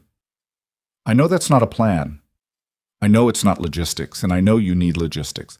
But that's what I see." Elena was quiet. "I see Noah walking," she said. "And I want there to be someone there who isn't me. Someone who reacts like it's the most incredible thing they've ever seen. Because to me it'll be the most incredible thing I've ever seen, but I won't be able to show it properly because I'll be the one catching him when he falls." She stopped. "I keep thinking about that. Who catches him and who cheers?" Adrian was looking at her with that full, open expression. "I want to be the one cheering," he said. "I know," she said. I know." The park was getting dark. The streetlights had come on, the orange-yellow light softening everything. Noah slept against Adrian's coat, entirely untroubled by the conversation happening 2 feet above his head, dreaming whatever an 8-month-old dreamed about. "I'm not ready to call it something yet," Elena said. "I don't mean that as a retreat. I just mean I need it to be real before I give it a name. I need to see what it is when it's regular, when it's not the hotel, not emergency situations, not charged moments, when it's just Tuesday. Is that something you can do?" "Yes," he said without hesitation. "I'm serious. I have real walls, Adrian. I put them up for real reasons. If you come back and you're consistent and things start to feel like something, and then you decide it's too complicated or too much, or you're not actually ready for what having a baby in your life every day actually feels like, I understand what you're telling me. I need you to really understand it, because it's not just me. Even at 8 months, it registers. Whatever it is registers." "I know." He looked down at Noah. Something moved through his face, something she had seen in pieces, but not all at once like this. The grief and the love and the determination all living in the same place, not resolving into each other but coexisting, the way real things coexisted. "I know it registers. I'm not treating this like something I can walk away from if it gets heavy. I walked away from everything for 5 years because it was too heavy. I don't want to do that anymore." She believed him. That was the thing she kept arriving at. From every angle she tried, she believed him. Not because he was perfect, not because the situation was uncomplicated, not because she'd stopped being afraid. She believed him because she had watched him carefully over weeks, and he had been consistent in the way that mattered, the small ways, the ways that were easy to neglect and hard to fake. She believed him, and it terrified her, and she was going to do it anyway. "Okay," she said. "Okay what?" "Okay, Tuesday," she said. "Let's see what Tuesday looks like." He looked at her, and she looked back, and between them Noah slept on, warm and held, entirely unaware that the two people keeping him steady in that moment had both spent years being sure they were past the point of being surprised by their own capacity to want something. They had both been wrong, and in that particular wrongness, sitting on a bench in the early dark with the city moving around them and the weight of a sleeping baby between them, there was something neither of them had a name for yet, something that didn't need one. Not yet, not tonight. It just needed to be allowed to exist. That was enough, for now. That was more than either of them had expected to have. Elena reached over and adjusted Noah's arm where it had slipped slightly off Adrian's shoulder, and her hand brushed his in the process, and neither of them moved away from the contact. They sat like that until the park got cold, and then they gathered Noah carefully and walked back toward the street, and it wasn't graceful, and it wasn't certain, and it was going to be complicated in approximately 17 ways she could already name, and several more she couldn't. She walked beside him and thought, this is what choosing looks like when you do it without certainty. She thought, I have done harder things than this. She thought, I hope I'm not wrong. And underneath all of it, quieter than the rest, barely a thought at all, just a warmth, just a small and stubborn warmth, she thought, I don't think I am. This is a work of complete fiction created solely for entertainment purposes. All characters, locations, organizations, and events are entirely fictional. Tuesday turned out to look like this. Adrian at her kitchen table at 7 in the morning, in a sweatshirt she had never seen before that made him look like a regular person rather than a man who owned portions of hotels, drinking coffee from the second-hand mug she'd bought at a church sale 3 years ago that had a faded rooster on it. Noah, in the high chair beside him, working through a bowl of mashed banana with the focused aggression he brought to all meals, periodically looking up at Adrian to confirm he was still there, and Adrian meeting his eyes every time and saying something quiet and ridiculous like, "Still here, buddy?" or "How's the banana? Devastating?" and Noah responding with sounds that meant nothing and everything. Elena stood in the kitchen doorway for a moment before either of them noticed her, and she looked at what was in front of her, and she felt it in the way you felt things that you couldn't quite protect yourself from, fully, without the buffer she'd kept in place for most of the past year. Then Noah flung a piece of banana at Adrian's sweatshirt, and the moment broke, and Elena went to get her coffee. This was what Tuesday looked like, and Wednesday, and the Thursday after that. Adrian had arranged his schedule around the city with a persistence she hadn't asked for and hadn't expected. He had an office here. She'd known that, he'd told her, but she hadn't quite understood what it meant in practice, which was that he could base himself here for stretches of weeks if he wanted to, managing the New York side of things remotely while handling the local portfolio in person. She didn't ask him to do it. He didn't announce he was doing it as a gesture. He just started doing it, practically and without drama, and it became the new shape of things. He was not there every morning. He was not there every evening.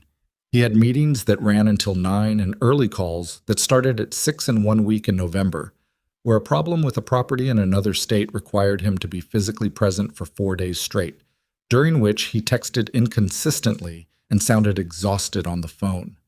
He was absent and busy and occasionally preoccupied, and once, when something went wrong with a contractor arrangement on one of his projects, quietly furious in the contained way he had, which she could identify now, but that didn't make it less uncomfortable to be near.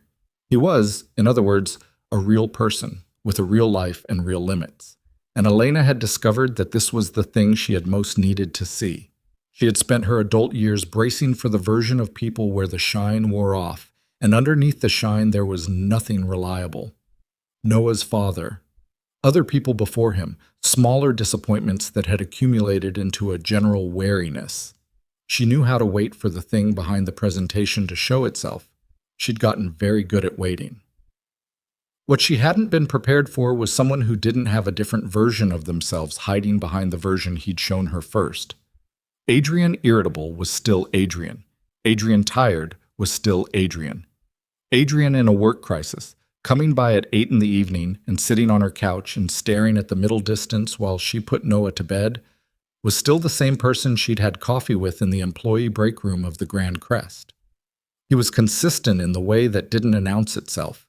You only noticed it after a while, the way you noticed the absence of something you'd been flinching in anticipation of. November moved into December.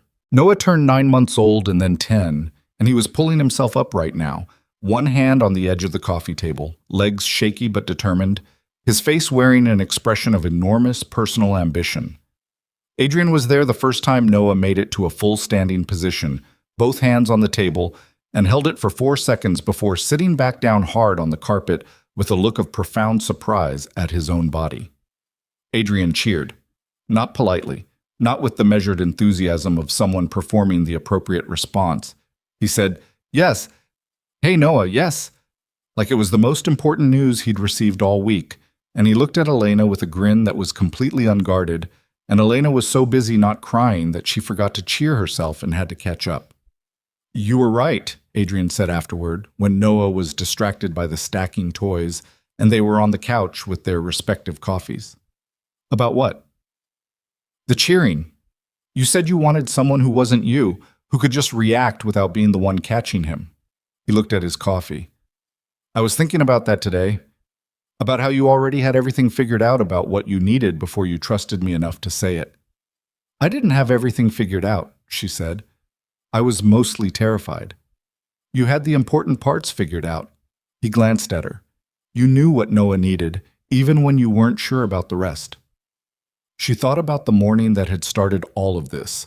The phone call from Patrice, the desperate math, the supply closet, the unlocked presidential suite.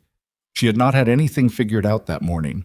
She had been running on fumes and fear and the particular stubbornness of someone who has decided that falling apart is not currently an option. "I was just trying to keep my job," she said. "I know," he said. "That's what I mean." She didn't entirely follow his logic, but she understood the feeling underneath it, which was the same feeling she'd had watching him with Noah at the park in the dark. That two people had arrived at the same place from completely different directions and found unexpectedly that the place was better than either of them had expected. It was not without its complications. She'd told him it wouldn't be, and she'd been right. The money thing was the most persistent. It lived under nearly every practical conversation, the difference in their circumstances like a change in altitude, constant, something the body adjusted to and yet never entirely forgot. He wanted to help. He was direct about wanting to help, which she respected, but it didn't make the helping simple. The first time he offered to cover Noah's pediatrician co-pays for the next year, she had said no immediately, and then spent 3 days thinking about why, and had come back to him with a version of the why that she thought was honest. It wasn't pride, or not only pride. It was that she had built her ability to survive on knowing exactly what she was responsible for and redistributing that responsibility to someone else, someone who could still leave, who she still didn't have the legal or formal security of permanence with, felt like trading one kind of vulnerability for a different, more dangerous kind. He had listened to all of this. He had thought about it. "What if it's not help," he'd said, "but just part of how we work? The way households work, where different people contribute different things? We're not a household yet," she'd said. "We're whatever we are." "What do you need to get from whatever we are to a household?" She'd looked at him. "Time," she'd said. And then a conversation. "Okay," he'd said, and he had not pushed it, but he found other ways. Not financial, not direct. He started showing up on the days she worked late and sitting with Noah so that Patrice could have her evenings back. He fixed a kitchen cabinet that had been hanging wrong for 8 months because Elena didn't have the time or the right tool and kept meaning to get to it. He learned Noah's routine, the specific sequence of bath, bottle, the song she sang that wasn't quite any particular song, but that Noah's nervous system had come to associate with sleep. And he could do the whole thing without being directed. The first time she came home from a late shift and found the apartment quiet, and Noah already asleep, and Adrian reading on the couch, she stood in the doorway of her own apartment and felt the full weight of what she hadn't had, what she had been carrying alone on her own shoulders for all the months before this, and she had to take a moment in the hallway before she came in. He looked up when she came through the door. "He went down easy," he said. She set her bag down. "Okay," she said. He looked at her more carefully. "You all right?" "Yes," she said. Yes." She sat down on the other end of the couch. "I'm going to need a minute." He didn't ask why. He went back to his book, and she sat in the quiet apartment that smelled like Noah's bath soap and the coffee Adrian always made when he was there, and she let herself feel it without trying to manage it. This was what it was supposed to be, she thought. Not perfect, not easy, not without the money math and the logistical negotiations and the memory of loss they both carried and the bad nights and the complicated mornings. But this, someone in the room, someone who knew the routine, someone she didn't have to explain things to, this was what it was supposed to be. She'd stopped being sure that was something she was allowed to have. She was revising that position. December came in cold, and with it came something she hadn't expected, resolution on the part of the story she had almost let herself stop thinking about. She was on her shift when Martin called her to the service station, and she had the same reflexive bracing she always had when called to see Martin. The old fear response that 11 months of no incident had not entirely erased, but his face when she arrived was not the face he wore for problems. It was, if anything, the face he wore when something mildly awkward had been resolved. "I wanted to let you know," he said, "that Vanessa Cole resigned last week. She's moved to a property across town." He looked at his clipboard, which was Martin's equivalent of a shrug. "I thought you'd want to know." Elena stood there. "She submitted her notice the week after—" Martin paused. "The week after the incident with Mr. Calloway and Mr. Hale in the hallway." "Okay," Elena said. "Your team lead application for the spring," he said, still at the clipboard. "I submitted my recommendation this morning, just so you know where that stands." She walked back to her cart and stood in the hallway for a moment. She had spent weeks waiting for Vanessa's next move, keeping half her attention tuned for whatever was coming. The waiting had become so habitual she hadn't noticed how much of herself it was using. She let it go. It was not dramatic, the letting go. It was just a quiet relinquishing of something she'd been gripping without realizing it. She finished her shift and texted Adrian. Vanessa left. Martin put in for the team lead. His response came back in 4 minutes. Good, both of those things. Then, after a moment, Noah ate half a cracker by himself today. "I think we need to write it down somewhere." She smiled at her phone in the break room with nobody watching, which was the best kind of smile. The conversation she'd told him they needed to have happened on a Saturday in late December, unremarkably. It wasn't a planned conversation. They were at her kitchen table after Noah's nap, and Noah was between them on the floor investigating a cardboard box that had come with the delivery. And Adrian had been looking at something on his phone and then set it down and looked at her and said, without preamble, "I want to stop staying at the hotel when I'm here." She looked up from her coffee. "I'm not saying move in tomorrow," he said. "I'm saying the hotel doesn't make sense anymore. It made sense when I didn't know what this was. I know what this is now." He paused. "I could get an apartment, something nearby. If that's, what's the actual thing you want?" she said. "Not the stepped-down version, the actual thing." He looked at her steadily. "I want to live in the same place as you and Noah." "As a, what, roommate?" "No," he said. "Not as a roommate." The kitchen was quiet. Noah found something inside the box that crinkled and made a sound of discovery so pure it was almost funny. "I'm not asking you to decide right now," Adrian said. "I'm telling you what I want so you know what I'm actually saying when I say I want to stop staying at the hotel. I'm not asking to crash on your couch.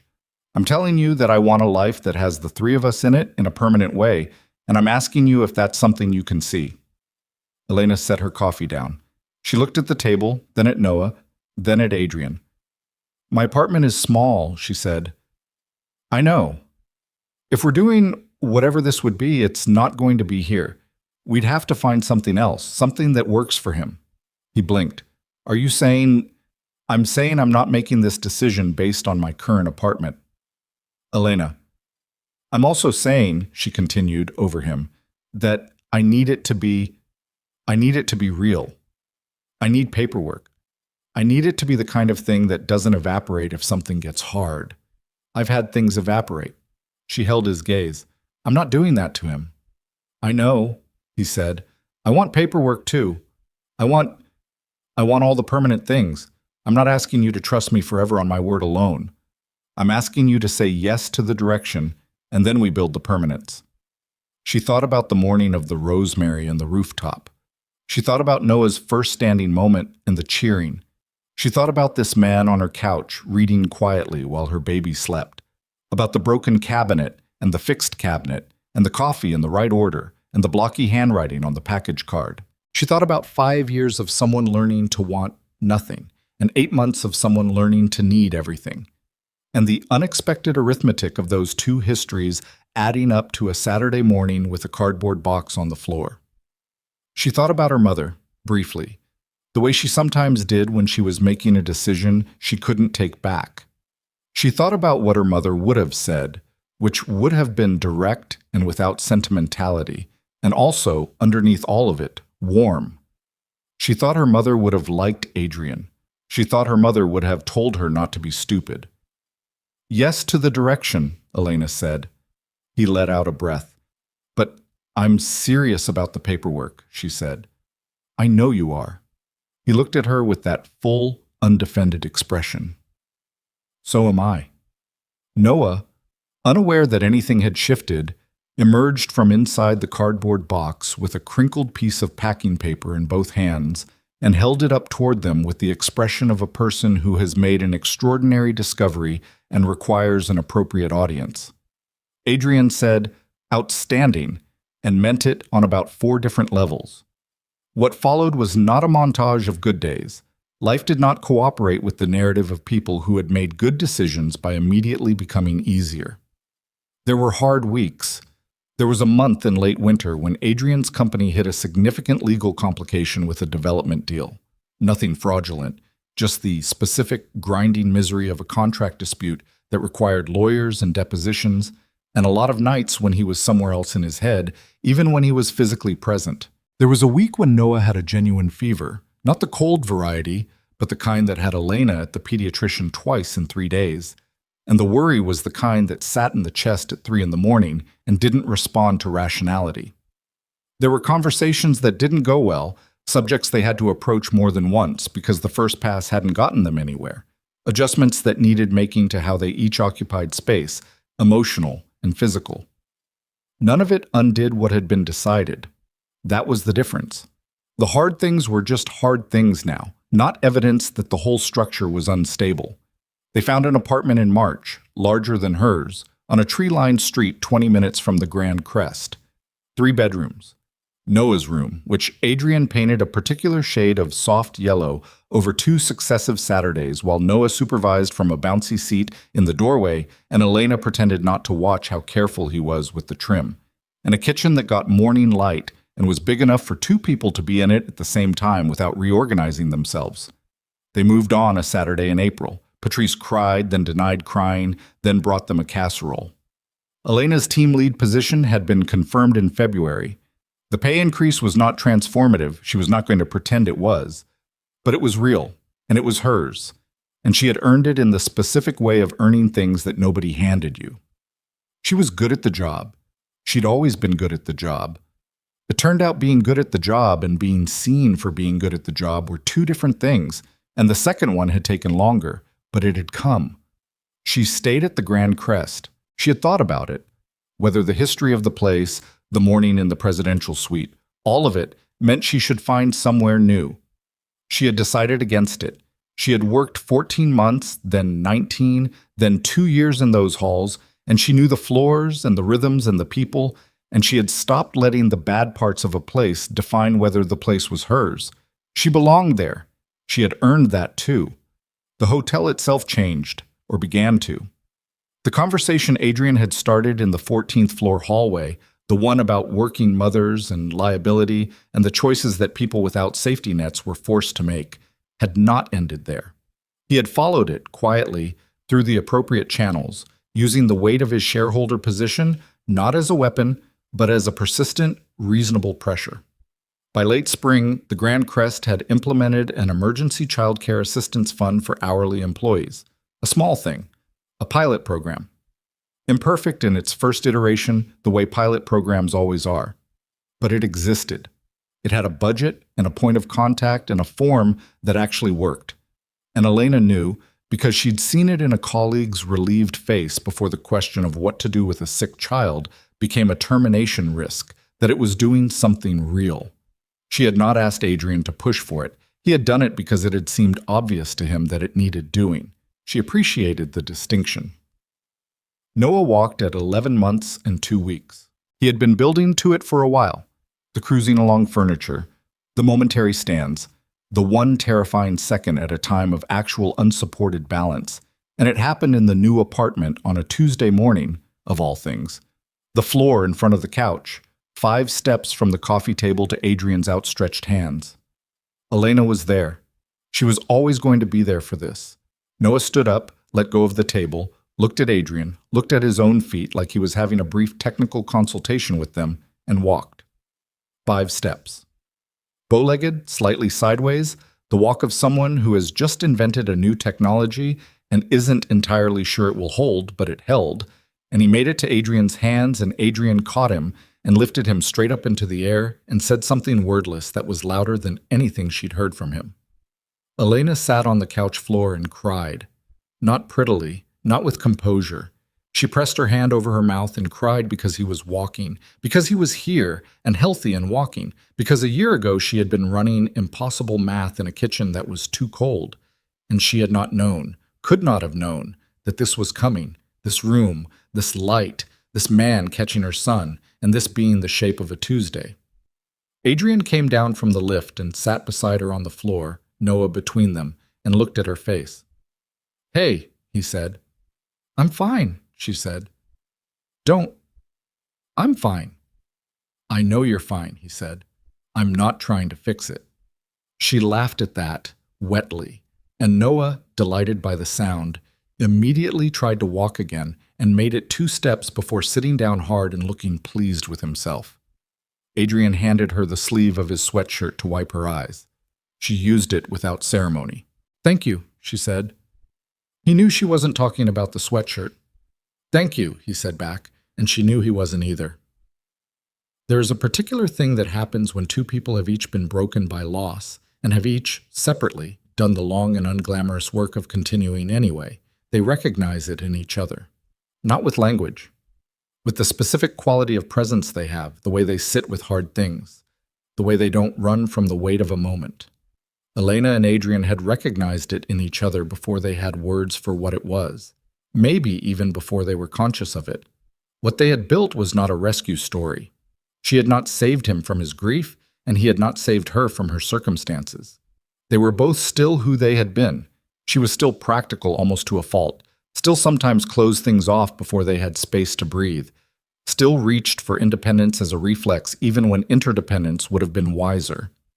He was still too contained about certain things, still retreated into work when the emotional terrain got rough, still had a quality of self-sufficiency that sometimes looked like self-denial. Neither of them was fixed. What they had done was chosen each other with their eyes open, which is a different thing from being saved, and harder, and worth more.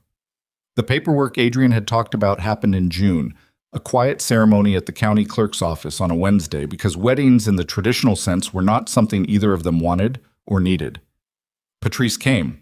Martin Gregg came, which surprised Elena and touched her more than she expected. Noah wore a yellow shirt that matched his room and spent the proceedings attempting to eat the clerk's pen. Afterward, they went to the restaurant near Elena's old apartment, the one she had walked past for 2 years because the prices were outside her math, the one that smelled incredible on cold evenings. They ate there, the 4 of them, and the food was as good as it had smelled, and Noah decimated a bread roll with the commitment of a person who understood that this was a significant occasion. She had thought once that allowing herself to want something was the risk, that the wanting itself was the vulnerable part, the part that could be used against her, the soft place that could be pressed. She understood now that it was the other way. The wanting was not the vulnerability. The refusing to want, that was where the damage happened. That was the long, slow cost of protection taken too far, the self that shrank to fit inside its own defenses. Noah had walked out of her into a room full of people who loved him. She had walked toward a life she had stopped believing she was allowed to have. Adrian had walked back toward a version of himself that had nearly been lost for good.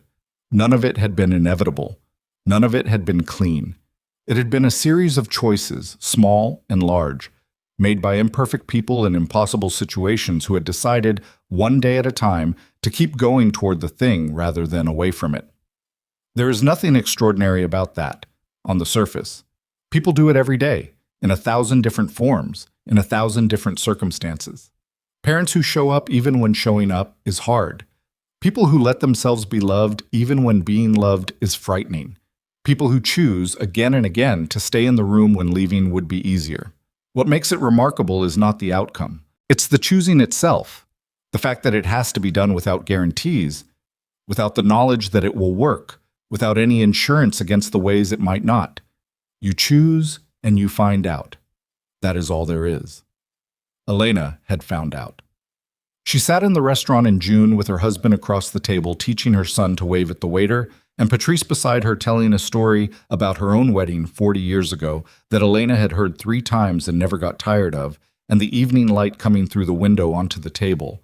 And she sat there and she was present in it, not bracing, not managing, not half her attention tuned for whatever was coming next, just present, just here. Noah looked at her across the table. His eyes were bright, and he had bread all over his chin, and he had, at some point in the last few weeks, developed the habit of seeking her out in a room the way she sought out exits, automatically, as reference point, as orientation. He found her now, and his face did the thing it did, that full, uncomplicated, present-to-the-bone smile. She smiled back. This was what she had been protecting herself from. This, specifically, this exact thing. The love that you couldn't manage or qualify or put conditions on. The love that just came, that required your whole self and didn't apologize for it. She had been so afraid of it. She could not, sitting here, remember what the fear had been protecting. Kết nối liền mạch với phần kết, không dùng tiêu đề, không gạch đầu dòng, viết liền mạch như văn xuôi. The restaurant emptied slowly around them, the way good restaurants did on good evenings. The other tables turning over and refilling with different people in different conversations, while the 4 of them stayed, unhurried, in the particular warmth of people who had nowhere else to be and no reason to pretend otherwise. Patrice ordered dessert for the table without asking, which was something she did, and nobody argued with her, which was something they had all learned. The dessert turned out to be a bread pudding that arrived in a dish too large for 4 people, and that Noah immediately identified as something requiring his personal investigation. He got a small spoonful and received it with the solemnity of a person conducting an important evaluation, and then his face opened into something so unguarded and delighted that the waiter, passing by, laughed out loud without meaning to. He has opinions, Adrian told the waiter. Positive ones, looks like, the waiter said. Always about sugar, Elena said. About vegetables, less so. This was the texture of it. This was what she had not known to picture when she had been doing the impossible math on that cold morning over a year ago. Not the milestones, not the ceremonies, but this, exactly this. A restaurant on a June evening, bread pudding, a waiter who laughed, her son conducting dessert evaluations with the gravity of a professional. The ordinary made luminous simply by the fact of being shared. She had grown up with a version of family that was incomplete in the specific way of things taken before their time. Her mother had been the whole of it for too long, and then her mother was gone, and Elena had spent the years since then carrying a quiet, unnamed grief about that particular loss, not just her mother, but the structure her mother had represented, the context of being known, the experience of mattering to someone in the daily, unremarkable, renewable way that family provided, where you did not have to earn your place at the table each time you sat down. She had not realized until this evening that the grief had lifted, not disappeared. It would never disappear, and she didn't want it to. Her mother deserved to be missed, deserved the space her absence occupied, but the grief had changed shape. It had gone from being a wound to being something more like a scar, present and permanent, but no longer the thing that determined how she moved through the world. Something had grown in around it. Something had filled the structure back in. She would have to find a way to say that to Patrice someday, she thought. Not tonight. Tonight was not the night for that kind of conversation. But someday, in the kitchen over tea, the way their best conversations happened, she would have to find a way to tell Patrice that she had been part of the filling in, that the years of borrowed family had held Elena together while the permanent version was still becoming possible. Adrian was watching Noah attempt a second assault on the bread pudding with a spoon that was technically too large for him, and his expression was the relaxed version of his face, the one that had taken months to become the default. In the early weeks, she had seen it only in flashes, on the rooftop, in the park, during the brief unguarded moments before he remembered to hold himself back. Now it was simply how he looked when he was somewhere he wanted to be. She had watched it become that gradually, the way you watched a season change, too slow to observe in any individual moment, but one day you looked up and the thing had happened. He had changed. So had she. That was the part nobody talked about much, the mutual renovation. The way two people who chose each other kept choosing each other in small daily ways, and how those choices accumulated into something neither of them had been before. She was less defended, not undefended. She was still herself, still the woman who ran the numbers and kept her own counsel and needed to understand the terms before she agreed to them. But the defense had become proportionate rather than reflexive, a tool rather than a wall. He was less absent.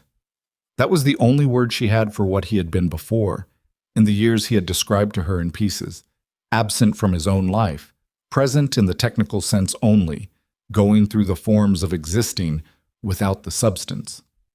He was in the substance now. She could see it in how he moved through a day, the quality of attention he brought to things, even small things, the bread pudding, Noah's spoon, the waiter's laugh. He collected it all, stored it somewhere, like a person who had been reminded that the world contained things worth noticing. I want to say something, Patrice said, setting down her own spoon, which meant she had been building to something and had decided now was the time. Everyone looked at her. I've known this girl since she was 22 years old and 7 months pregnant and trying to figure out how to make a crib fit in a studio apartment, Patrice said. She looked at Elena without sentimentality, just directly, the way she always looked at her. And I want to say, for the record, in front of witnesses, that I knew she was going to be all right. Even when she didn't know, I knew. Elena opened her mouth. I'm not finished, Patrice said. I also want to say that I was right about the coffee. I told you, when you came home that first night and tried to pretend the coffee was nothing, I told you a man who learns your order is a man who is paying attention. You told me I was reading too much into it. You were absolutely reading too much into it, Elena said. I was completely correct. The coffee was the right order, Adrian said, in the mild tone of a man confirming a minor point of fact. See, said Patrice. Elena looked at him.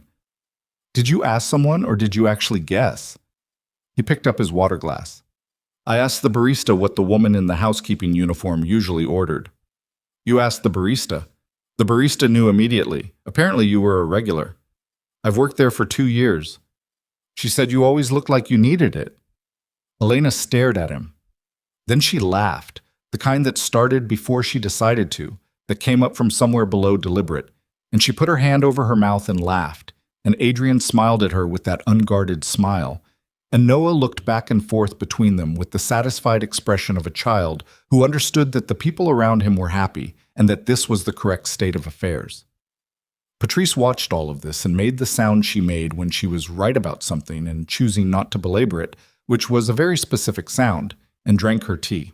They walked out into the June evening an hour later, Noah and the carrier against Elena's chest, Patrice heading to her car with the particular unhurried dignity she brought to all departures, Adrian's hand at the small of Elena's back in the easy, habitual way it had arrived there without either of them marking the moment it became natural. The street smelled the way June streets did, warm pavement, something flowering in a window box 2 doors down, the exhaust of a passing bus, the complicated perfume of a city in the almost summer. Elena had walked this block hundreds of times in the past 2 years. She had walked it tired, and she had walked it scared, and she had walked it with her head down against rain and her shoulders carrying more than they should have been asked to carry. She walked it now with her son sleeping against her chest, his small weight the most familiar weight she knew, and the evening around her and her husband beside her. And she felt, without drama, without announcement, without any of the fanfare that the feeling probably deserved, she felt simply well. Not arriving, not rescued, not fixed. Well, in the way a person was well when the life they were living was the right size for the person they actually were. When the things they had built matched the things they actually needed. When the morning, whatever it brought, was a morning they were willing to be present for. She had learned in the year behind her that this was not a destination. It was a practice, like anything that mattered. You chose it, and then you chose it again, and the choosing got easier, but it never became automatic, because the moment it became automatic was the moment you stopped being present for it. She intended to keep being present for it. Noah stirred against her chest, not waking, just shifting, his small hand finding the fabric of her collar and holding on in sleep the way he always did, the unthinking claim of a child who knew, in every cell, that he was held. She put her hand over his. The street continued. The evening continued. Somewhere ahead of them the apartment waited, Noah's yellow room and the kitchen with the morning light and the coffee Adrian would make before she was fully awake, and the ordinary Tuesday that would come after this extraordinary one. She walked toward it without fear. That, she thought, was the whole story. That was all of it in the end, the walking toward without fear. Everything else had just been the path. Noah stirred against her chest, not waking, just shifting, his small hand finding the fabric of her collar and holding on in sleep the way he always did, the unthinking claim of a child who knew, in every cell, that he was held. She put her hand over his. The street continued. The evening continued. Somewhere ahead of them the apartment waited, Noah's yellow room and the kitchen with the morning light and the coffee Adrian would make before she was fully awake, and the ordinary Tuesday that would come after this extraordinary one. She walked toward it without fear. That, she thought, was the whole story. That was all of it in the end, the walking toward without fear. Everything else had just been the path.